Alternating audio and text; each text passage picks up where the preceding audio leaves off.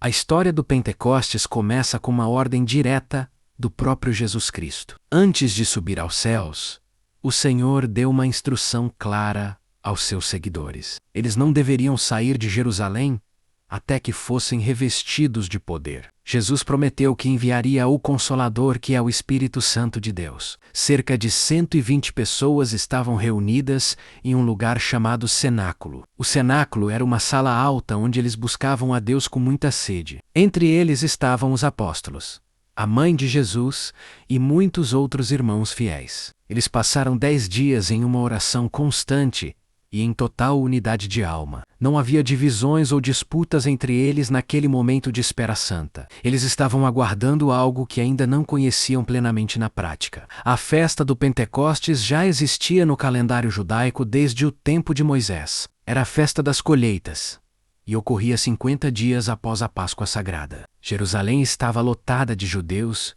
vindos de todas as partes do mundo antigo. Pessoas de diferentes nações e línguas estavam ali para celebrar a tradição. Mas Deus tinha escolhido justamente aquele dia para uma colheita espiritual. A expectativa no cenáculo era palpável e o ambiente estava carregado de fé. Eles não sabiam como o Espírito Santo viria, mas sabiam que ele viria logo. A paciência na espera é o primeiro teste para quem deseja o poder do alto. Muitas vezes queremos as bênçãos de Deus, mas não queremos o tempo de oração. Os discípulos entenderam que sem o Espírito, eles não poderiam fazer nada. A missão de pregar o Evangelho a todo mundo era humanamente impossível. Eles precisavam de uma força sobrenatural que transformasse seus medos. Pedro ainda se lembrava da sua falha e da sua negação durante a paixão. Todos ali sentiam a necessidade de uma renovação profunda em suas vidas. De repente, enquanto eles oravam, o silêncio da manhã foi quebrado no céu. Um som começou a ecoar por toda a cidade de Jerusalém de forma estranha.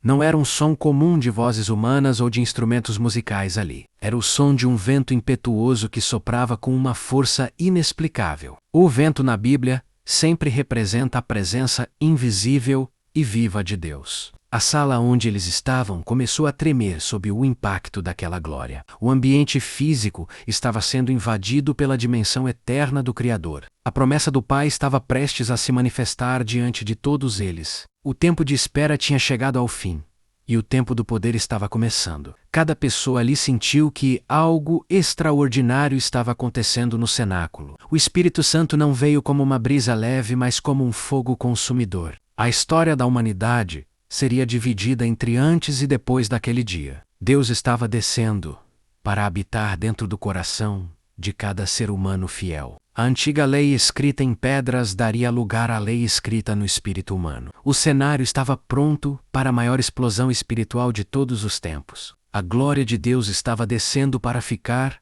e para nunca mais ir embora. De repente veio do céu um som como de um vento veemente muito forte. Esse som encheu toda a casa onde os discípulos estavam sentados e orando. Não era um vento que balançava as roupas, mas que sacudia a alma deles. Logo em seguida, algo ainda mais impressionante apareceu diante dos olhos. Viram-se línguas, como que de fogo, que se distribuíam sobre cada um deles. O fogo não os queimava fisicamente, mas trazia uma pureza celestial ali. O fogo na Bíblia representa a purificação e a presença santa do Senhor. Cada pessoa presente recebeu a sua própria porção individual daquela glória. Todos os 120 discípulos foram cheios do Espírito Santo de Deus. Eles começaram a falar em outras línguas conforme o Espírito lhes concedia. Não eram sons confusos ou gritos, sem sentido no meio daquela sala alta. Eram idiomas reais que eles nunca tinham estudado ou aprendido na vida. O Espírito Santo deu a eles a capacidade de se comunicar de forma divina. O barulho do vento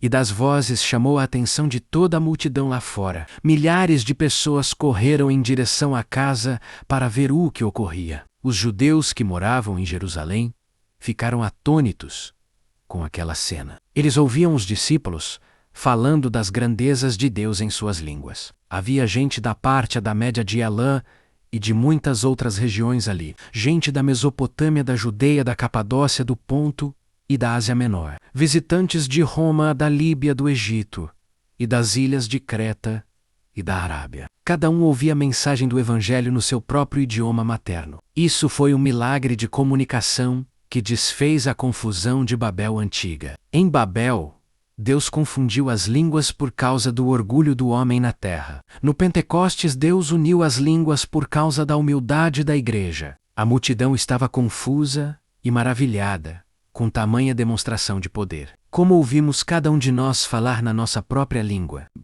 Eles sabiam que aqueles homens que falavam eram galileus simples e rudes. Os galileus não tinham cultura para falar tantos idiomas estrangeiros ali. Alguns na multidão ficaram perplexos, mas outros começaram a zombar deles. Os zombadores diziam que os discípulos estavam apenas cheios de vinho. O mundo nunca entende as coisas do Espírito e sempre tenta ridicularizar. Mas o que estava acontecendo não era embriaguez humana, mas vinho novo. Era a alegria do reino de Deus transbordando através dos vasos de barro. O fogo que estava sobre as cabeças agora queimava dentro dos corações. A timidez dos discípulos desapareceu para dar lugar a uma coragem-leão. Eles não tinham mais medo das perseguições ou da morte por causa de Cristo. O Espírito Santo tinha transformado pessoas comuns em heróis da fé cristã. A igreja nasceu no meio de um incêndio espiritual que ninguém podia apagar. O barulho de Jerusalém foi silenciado pela voz de Deus que ecoava no alto. O Pentecostes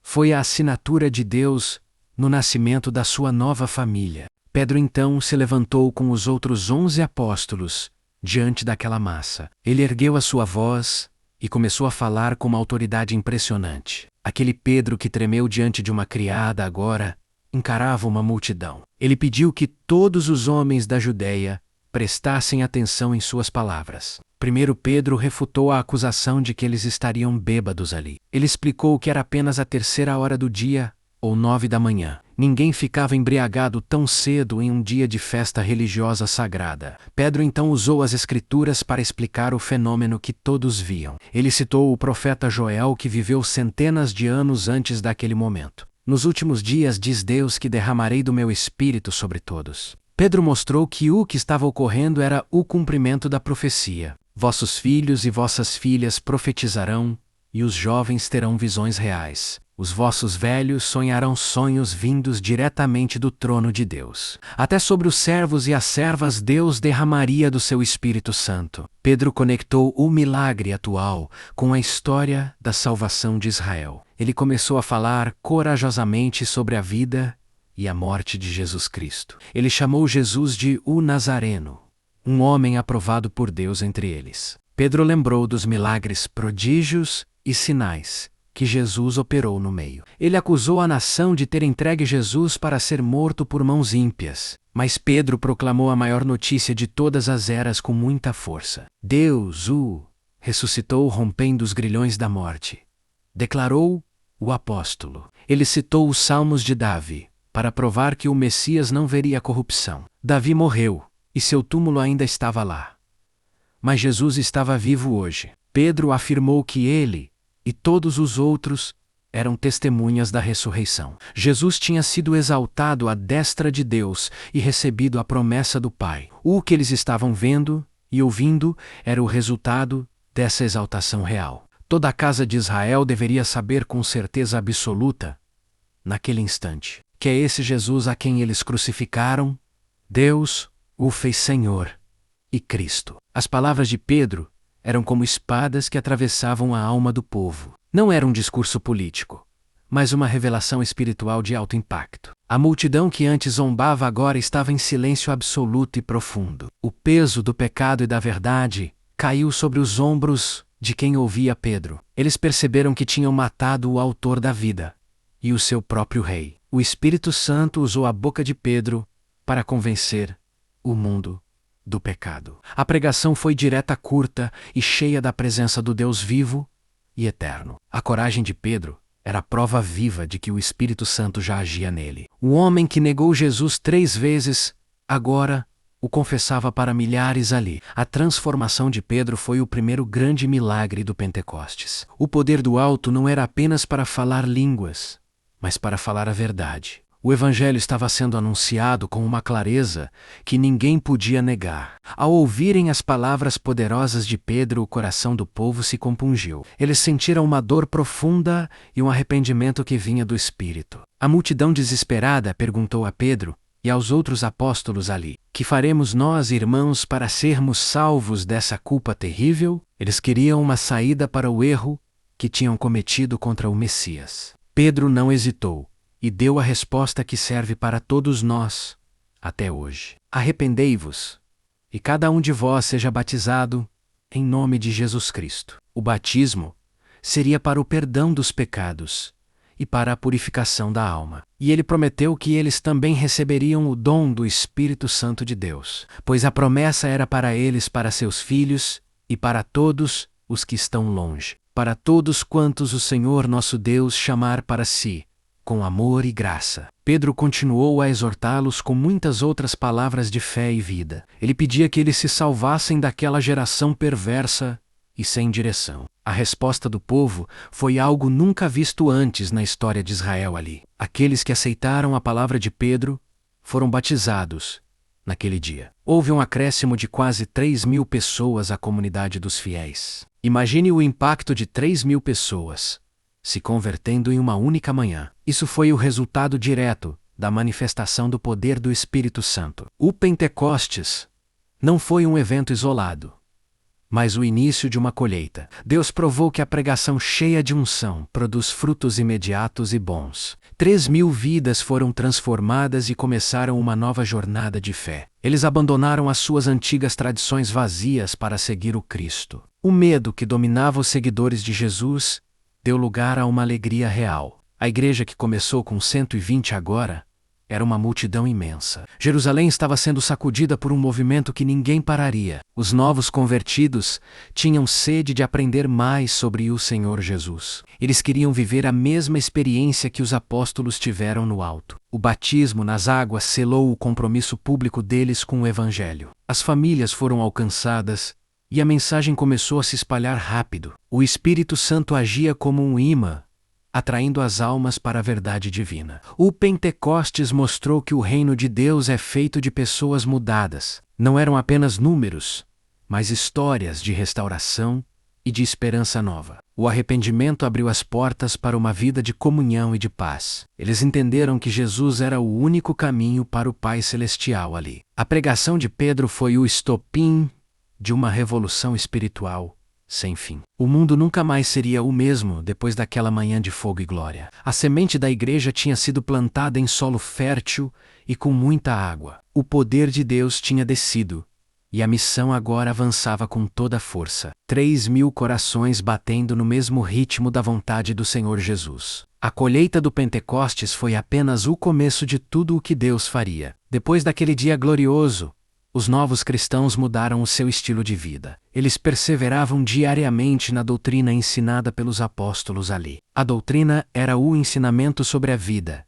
e as palavras de Jesus Cristo. Eles também viviam em constante comunhão e no partir do pão sagrado. A oração era o combustível que mantinha o fogo do Espírito aceso neles. Em cada alma havia um temor santo diante das maravilhas de Deus Pai. Muitos prodígios e sinais eram feitos pelas mãos dos apóstolos na cidade. Curas e libertações aconteciam constantemente no meio do povo de Deus. Todos os que criam estavam juntos e tinham todas as coisas em comum. Havia uma generosidade que desafiava o egoísmo humano daquela época. Eles vendiam as suas propriedades e bens para ajudar os que tinham falta. Repartiam o dinheiro com todos, conforme a necessidade de cada um ali. Não havia necessitados entre eles, porque o amor era a regra maior da casa. Diariamente, eles frequentavam o templo com muita alegria e unanimidade. Eles também se reuniam nas casas para partir o pão com simplicidade. Comiam juntos com alegria e com corações sinceros diante do Senhor Deus. Eles louvavam a Deus constantemente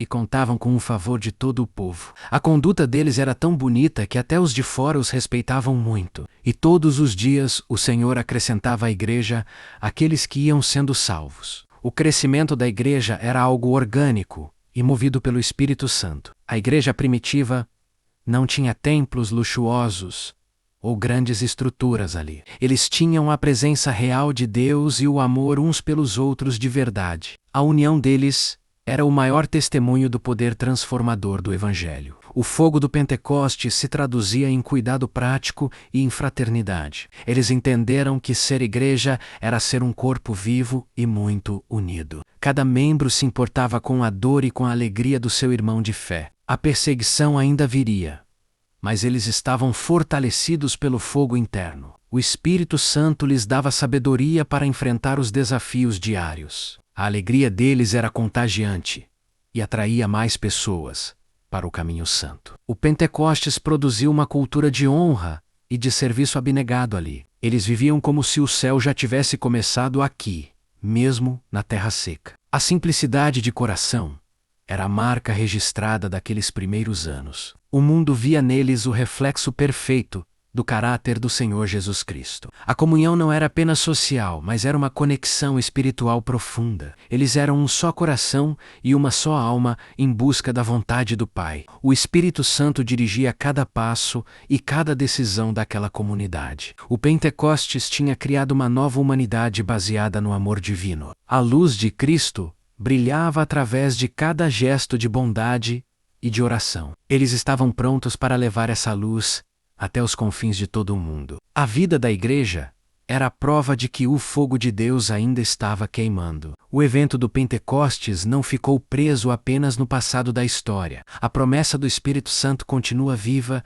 e disponível para nós.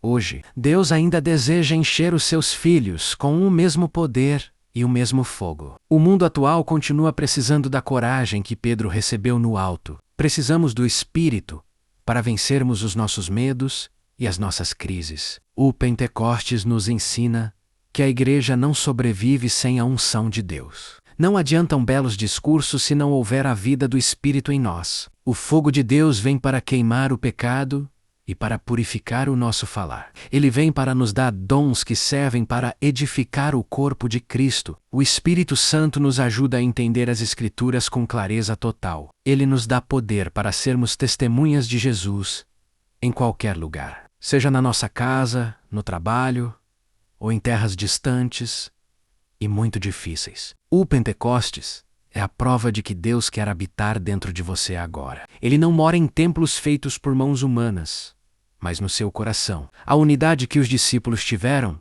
é o modelo para as nossas igrejas. Quando buscamos a Deus, em um só acordo o céu se abre com bênçãos. O vento do Espírito ainda sopra onde quer, trazendo renovo e esperança. Se você se sente seco e sem forças, peça o batismo no Espírito Santo. Ele é o Consolador que nos guia em toda a verdade e nos dá paz real. O fogo do Pentecostes acende em nós uma paixão pelas almas perdidas. Ele nos faz olhar para o próximo com o mesmo amor que Jesus olhou ali. A mensagem do Evangelho ainda é poderosa para salvar 3.000 em um dia. Basta que haja pessoas dispostas a serem canais da glória do Senhor. Não se contente com uma religião fria e sem a presença do Deus vivo. Busque o seu próprio Pentecostes, através da oração e da entrega total. Deixe que as línguas de fogo purifiquem o seu testemunho diante dos homens. O Espírito Santo é o penhor da nossa herança eterna, com Cristo Jesus. Ele nos prepara para o dia em que veremos o Senhor face a face no céu. Até lá caminhamos sob a direção daquela nuvem de glória e de poder.